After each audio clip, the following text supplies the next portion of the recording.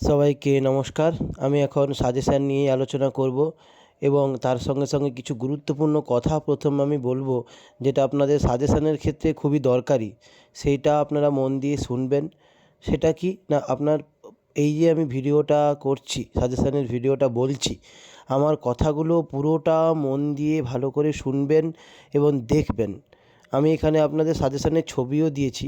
ছবিটা শুধু নেবেন বলে টেনে টেনে দেখলেন, স্ক্রিনশট করলেন, তাতে কিন্তু হয়তো পেয়ে যাবেন সাজেশানটা, কিন্তু অনেক কথাগুলো মিস করে যাবেন। কারণ যে পেপারের আমি সাজেশান এখন দেবো সেটা ব্যাকরণ পেপার।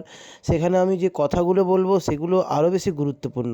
কেমন করে কোনটা কী করবেন সেটাও আমি বলে দেওয়ার চেষ্টা করেছি। তাই আপনারা অবশ্যই পুরো ভিডিওটা না টেনে দেখবেন, শুনবেন এবং তারপরে খাতায় টুকবেন শুনে শুনে। তাহলে আপনারা ভালো করে বুঝতে পারবেন। এই হলো 1 নম্বর। 2 নম্বর, যদি কারো এই সাজেশানের উত্তর দরকার হয়, এইটা মানে 6 সেমিস্টার ক্যালকাটা ইউনিভার্সিটি সংস্কৃত অনার্স, ক্যালকাটা ইউনিভার্সিটি সংস্কৃত অনার্স 6 সেমিস্টারের যে CC13, CC14, DSC3, DSC4 প্রত্যেকটা পেপার বা একটা পেপার, যদি কারো সাজেশানের উত্তরগুলো দরকার হয়, একটা পেপারও যদি দরকার হয়, তাহলে অবশ্যই আমার সঙ্গে কন্ট্যাক্ট করতে পারো। আমার ফোন নাম্বার এই চ্যানেলেই দেওয়া আছে, তোমরা যোগাযোগ করতে পারো। ওটাই আমার হোয়াটসঅ্যাপ নাম্বারও। আমি নিশ্চয়ই তোমাদের সাহায্য করব। কিছু হয়তো পে করতে হবে, কিন্তু তোমাদের আমি উত্তর দিতে পারবো যোগাযোগ করলে।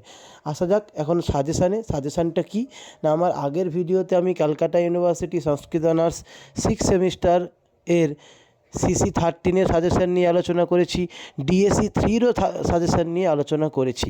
যারা এখনও ওগুলো দেখেননি তারা অবশ্যই চ্যানেলে গিয়ে ওগুলো অবশ্যই দেখে নেবেন। এখন আমার আলোচনার বিষয় হলো CC14। তাহলে CC13 হয়ে গেছে, DSC3ও হয়ে গেছে, CC14 কালকে আমি দেব DSC4। তাহলে আপনাদের পুরো সাজেশান কমপ্লিট হবে। এরপরে আমি বারওয়ান ইউনিভার্সিটি নিয়ে আলোচনা করব। তাই যারা বারওয়ানেরও আছো তারা অবশ্যই চ্যানেলটিকে ফলো করে রাখো এবং ভিডিওগুলো দেখতে থাকো। তোমরা পরের সপ্তাহেই মানে আর 2-3 দিন পরেই তোমাদের সাজেশান পেয়ে যাবে। তা আসা যাক এখন ক্যালকাটা ইউনিভার্সিটি CC14 সংস্কৃত অনার্স 6 সেমিস্টারের সাজেশান নিয়ে। আমি সাজেশানটা সামনে আনছি স্ক্রিনে, তোমরা দেখো এবং শুনে নাও কথাগুলো। প্রথমে কি করতে হবে, প্রথমেই দেখো তোমরা দেখতে পাচ্ছ সেকশন A ইউনিট 1-এ 1-এর দাগে থাকে কি, সূত্র ব্যাখ্যা করতে হবে। সূত্র ব্যাখ্যা কারক প্রকরণ থেকে থাকছে। সূত্র ব্যাখ্যা দুটো করতে হবে, 5-2-এ 10 নাম্বার থাকবে। এই দুটোর জন্য আমি কটা দিয়েছি না, 1 2 3 4 5 6টা। দেখো ভালো করে, প্রাতিপদিকার্থ, লিঙ্গ পরিমাণ, বচনমাত্রে প্রথমা, স্বতন্ত্র কর্তা, কর্মণা যমভিপ্রৈতি সম্প্রদানম, সপ্তম অধিকরণে চ, সাধকতমং করণম, ষষ্ঠী শেষে। এরপরে দেখো অথবা, অর্থাৎ কেউ যদি সূত্র ব্যাখ্যা করতে না চাও, তার অপশানে কি থাকবে, কারক বিভক্তি নির্ণয় করতে হবে 5টা।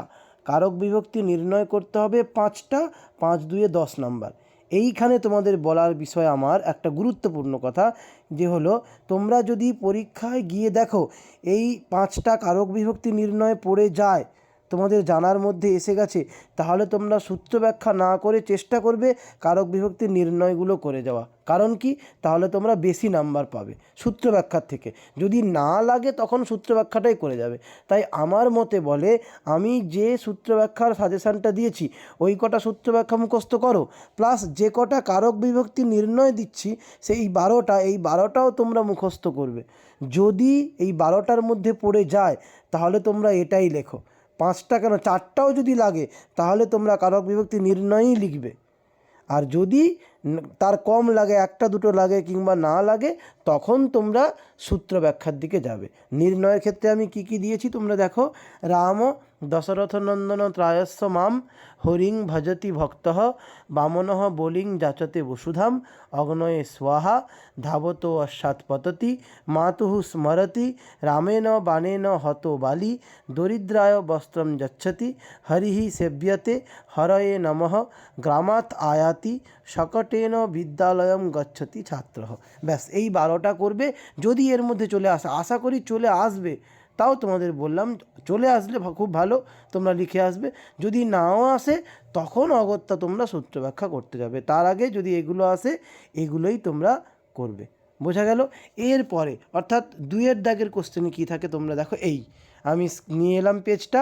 2-এর দাগে থাকছে কি, 5টি বাক্যের বাচ্য পরিবর্তন করতে হবে। এইখানেও আমার কথাগুলো একটু মন দিয়ে তোমরা শুনবে। 5টি বাক্যের জন্য তোমাদের আমি কিছু বাক্য দিয়েছি যেগুলোর বাচ্চা পরিবর্তন করতে বলা হচ্ছে, এগুলো সালের প্রশ্নে আছে, এইগুলোই দিয়েছি। এইগুলো প্র্যাকটিস করে যাও, আশা করি 2-3টে পেয়ে যাবে। এবং সবগুলো যাতে পেয়ে যাও তার জন্য কি করতে হবে আমি বলছি। প্রথমে বলে রাখি কী কী দিয়েছি। 1 নম্বরে পথিকঃ মানবকং পন্থানং পৃচ্ছতি, কর্মবাচ্য করতে হবে এই লাইনটাকে। দেবদত্তঃ তণ্ডুলান ওদনং পচতি, এই লাইনটাকেও কর্মবাচ্য করতে হবে। গোপঃ গাং গৃহং নয়তি, এটাও কর্মবাচ্য লিখতে হবে। তেন বেদাহ পঠিতা, এটা কর্তৃবাচ্যে লিখতে হবে। গুরুনা শিষ্যঃ ধর্মমুচ্যতে, এটাও কর্তৃবাচ্যে পরিবর্তন করতে হবে। শিশুঃ রদিতি, এটা ভাববাচ্যে পরিবর্তন করতে হবে। তে প্রস্থিতবন্তঃ, এটা ভাববাচ্যে করতে হবে। বামনঃ বলিং যাচতে বসুধাম, এটা কর্মবাচ্য করতে হবে। পাচকেন তণ্ডুলাহা ওদনং পচ্যন্তে, এটা কর্তৃবাচ্যে করতে হবে। অহং গচ্ছামি, এটা ভাববাচ্যে লিখতে হবে। এই কটা যে এ থেকে যে পর্যন্ত তোমরা এই কটা করবে। এছাড়া তোমরা যাতে সবগুলো পাও তার জন্য কি করবে না, কারক প্রকরণে একটা সূত্র আছে, সূত্রটা হলো কি অকথিতঞ্চ, সেখানে 16টা দ্বিকর্মক ধাতুর উদাহরণ দেওয়া আছে। যে কোনো ব্যাকরণ বই খুললে ওই অকথিতঞ্চ সূত্রের পরে 16টা ধাতু যে আছে, অকথিতঞ্চ যে 16টা ধাতুতে হয় ওই সূত্রটা প্রয়োগ হয়। দুর্ঝাজ পচ দণ্ড রুধি প্রচ্ছি চিব্রুশ্বাস জীমন্তমুসাম, হ্যাঁ, এই যে নিহি কি সবহ, এই যে 16টা ধাতু আছে, এই 16টা ধাতুর 16টা উদাহরণ আছে।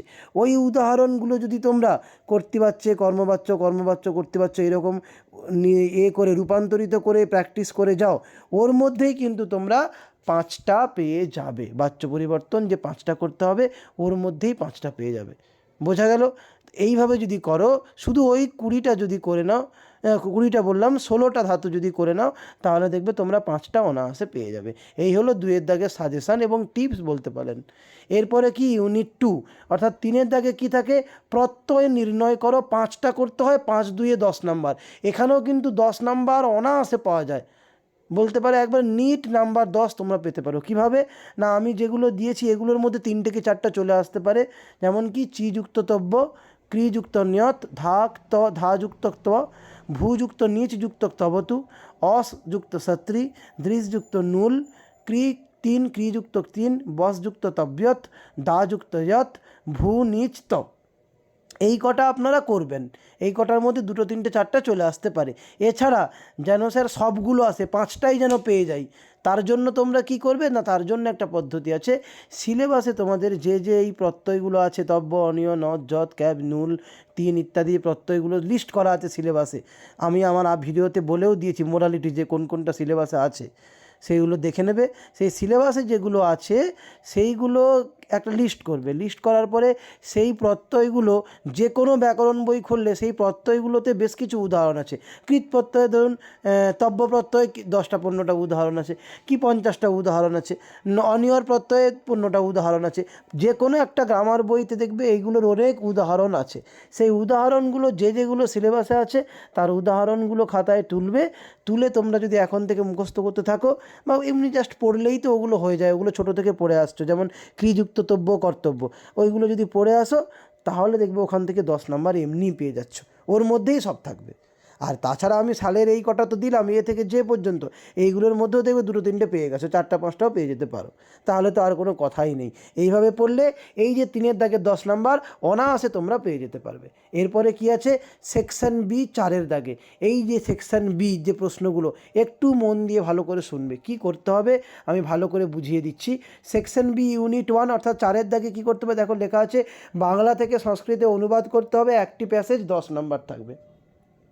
বাংলাতে লেখা থাকবে বা ইংরেজিতে লেখা থাকবে, সেটাকে সংস্কৃতে করতে হবে। তার জন্য তোমরা কি করবে, 1 নম্বর কথা, তার জন্য তোমাদের সংস্কৃত শিখতে হবে। অর্থাৎ শেখা মানে বাংলা থেকে ট্রান্সলেট অনুবাদ করা শিখতে হবে। শিখে প্রচুর পরিমাণে প্র্যাকটিস করতে হবে। এটা আমি জানি যে 6 মাস সেমিস্টার, তার মধ্যে ক্লাস সবসময় হয় না, কলেজে বিভিন্ন ছুটিছাটা থাকে। আর যে কদিন মাত্র হয় 1-2 মাস ক্লাস হয়, সময় পায় না, টিচাররাও সময় পান না, আর বিভিন্ন ছুটি থাকে। তোমাদের এই কদিনে অনুবাদ শেখা সবার পক্ষে সম্ভব হয়ে ওঠে না। তাই জন্য তোমরা কি করবে না, helps to the study of Sanskrit বইটা ফলো করবে, সেখান থেকে একটু প্র্যাকটিস করবে। এছাড়া তোমরা কি করবে না, যেগুলো দোকানে এখন বই টই আছে সহায়িকা টাইপের বই, সেইগুলোতে বিভিন্ন এই ট্রান্সলেশন অনুবাদ বাংলা থেকে সংস্কৃত অনেক উদাহরণ আছে, সেই বেশ কিছু উদাহরণ নিয়ে প্র্যাকটিস তোমরা করতে পারো, তাহলে একটা আইডিয়া আসবে। আর আমি বলবো তোমরা আজকাল যারা অনার্স নিয়ে পড়ছো বা পরবর্তীতে এমএ করবে তাদের যেটা গুরুত্বপূর্ণ বিষয় যে স্পোকেন সংস্কৃতটা তোমরা একটু শিখে নিতে পারো কোনো না কোনো দিক দিয়ে। সংস্কৃত ভারতী এখন বিনা পয়সায় স্পোকেন শেখায়, তোমরা শেখানোও যেতে পারো বা অন্য কোথাও তোমাদের পছন্দ মতো যেখানে কোর্স করায় একটু শিখে নিতে পারো। কারণ না, যদি তুমি স্পোকেন শেখো তাহলে তুমি সারাদিনে 50টা কথা বলবে, কিন্তু যদি লিখে অনুবাদ করতে যাও, অনুবাদ নিশ্চয়ই শিখবে, ওটা তো দরকারই, কিন্তু সারাদিনে তুমি লিখছো 3টে বাক্য, স্পোকেন করছো হয়তো 50টা বাক্য, তখন তোমার অভ্যাসটা বেশি হবে।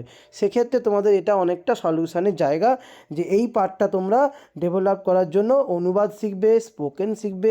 এখন আপাতত পরীক্ষার জন্য তোমাদের কাজ হচ্ছে বেশ কিছু উদাহরণ নিয়ে প্র্যাকটিস করা, তাহলে দেখবে তোমরা অনেকটা পারবে। আর তোমরা 3rd ইয়ারে উঠেছো, অনেকেই অনেকটা পারো।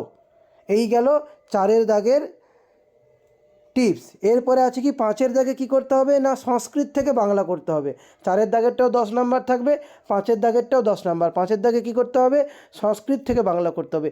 এক্ষেত্রে ওই যে বললাম কিছু উদাহরণ নিয়ে তোমরা প্র্যাকটিস করবে। সংস্কৃতে একটা প্যাসেজ থাকলো, সেখান থেকে তোমাকে বাংলায় সেটাকে অনুবাদ করতে হবে। আশা করি এটা অনেকেই পারো এবং পেরে যাবে, কেন সংস্কৃত এতদিন ধরে তোমরা পড়ছো, সংস্কৃতে কোনো প্যাসেজ মুখে মুখে পড়লে তার একটা বাংলা ধারণা তোমাদের চলে আসে, সেইটা লিখে দেবে। আর আরেকটা উপায় যে বললাম, ওই যে বই থেকে কিছু উদাহরণ নিয়ে তোমরা প্র্যাকটিস করবে, তাহলে আর কোনো সমস্যা হবে না। এই গেল 4 দাগ আর 5 দাগের সাজেশান। এইগুলো কিন্তু নির্দিষ্ট কোনো সাজেশান আমি দিতে পারবো না যে এই প্যাসেজটা করলেই এটা আসবে, এরকম কিছু না। বেশ কিছু তোমাকে প্র্যাকটিস করতে হবে, সেগুলোর মধ্যে চলে আসতেও পারে, ঠিক আছে।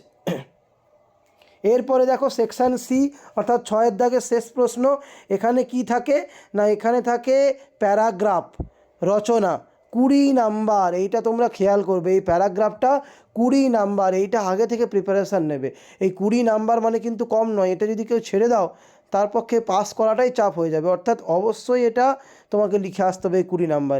এই 20 নাম্বারের জন্য তোমরা কি করবে, আমি 2টো টাইপ বলেছি। এক, তোমরা কবিদের দিকে যেতে পারো, 3টে কবি হয়, ভারবের অর্থগৌরবম, দণ্ডিলা পদলালিত্যম, মাঘে সন্তি ত্রয়গুণা। এছাড়াও কালিদাস আছেন, কিন্তু কালিদাস করার দরকার নেই, কালিদাস আগের বারে পড়ে গেছে। তোমরা এই 3টে করতে পারো, ভারবের অর্থগৌরবম, দণ্ডিনা পদলালিত্যম, মাঘে সন্তি ত্রয়গুণা। যার ধরো এইগুলো ভালো লাগছে না, স্যার এইগুলো আমি পারবো না, কঠিন, তা সে কিন্তু এই নিচের 3টে একটু দেখতে পারো। ভারতীয় সমাজ সাহিত্যে রামায়ণের প্রভাব, ভারতীয় সমাজ সাহিত্যে মহাভারতের প্রভাব, আর বেদানাং মহত্ব, মানে বেদ সমূহের মহত্ব, ঠিক আছে, মাহাত্ম্য, বেদ সমূহের মাহাত্ম্যম, এই 3টে দেখতে পারো। মানে রামায়ণ, মহাভারত আর বেদ, এই 3টের মধ্যে একটা আসতে পারে। আবার এই ওপরের যে 3টে বলা হচ্ছে, ভারবের অর্থগৌরবম, দণ্ডিনা পদলালিত্যম, মাঘে সন্তি ত্রয়গুণা, এগুলোর মধ্যেও একটা আসতে পারে। যে কোনো একটা তোমরা চুজ করে করতে পারো। কেউ পারলে 6টাই মুখস্থ করতে পারো, তাতে তোমার আরও স্ট্রং হবে, সাজেশানটা আরও স্ট্রং হবে, তোমার ভয় থাকবে না যে আসবে না আসবে না, সেক্ষেত্রে 20 নাম্বারটা তোমার সেভ হবে। এই হলো মোটামুটি তোমাদের CC14-এর সাজেশান এবং টিপস। সাজেশান ঠিক ব্যাকরণের নয়, বলতে পারো এক প্রকার টিপস। এইটা ফলো করে যাও, নিশ্চয়ই তোমরা ভালো নাম্বার পাবে, সবাই তো পাস করবে এবং ভালো নাম্বারও পাবে। আর যদি কারো এই সমস্ত উত্তরগুলো দরকার হয় যা আমি সাজেশানে দিলাম, আমার সঙ্গে যোগাযোগ করতে পারো, আমি নিশ্চয়ই তোমাদের চেষ্টা করবো দেওয়ার, চেষ্টা করবো না, দিয়ে দেবো, নিশ্চয়ই তোমরা যোগাযোগ করতে পারো। এই হলো এই সাজেশান এই পর্যন্ত। সবাই অবশ্যই চ্যানেলটিকে সাবস্ক্রাইব করো, তাহলে এরপরে আমি তোমাদের DSE 4-এর সাজেশান নিয়ে আলোচনা করব, কালকেই আলোচনা করব। তাই তোমরা এখন এই পর্যন্ত এই সাজেশানটা সবাই মন দিয়ে পড়াশুনো করবে, ভালো থাকবে, নমস্কার।